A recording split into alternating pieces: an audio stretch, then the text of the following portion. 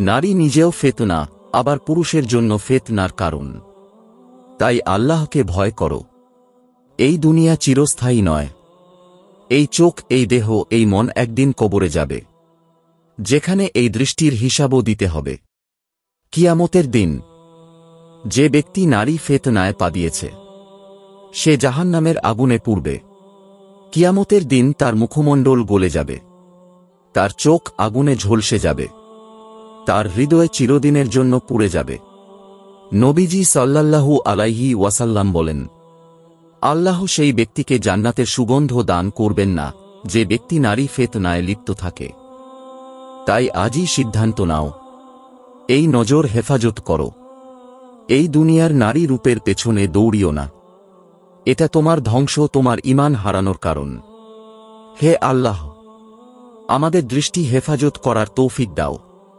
নারী ফিতনা থেকে হেফাজত করো। আমাদের জান্নাতের হকদার বানাও। নিয়মিত এরকম হৃদয়স্পর্শী ইসলামিক ভিডিও পেতে আমাদের এই চ্যানেলটি সাবস্ক্রাইব করে পাশে থাকা বেল আইকনটি প্রেস করে পাশে থাকুন।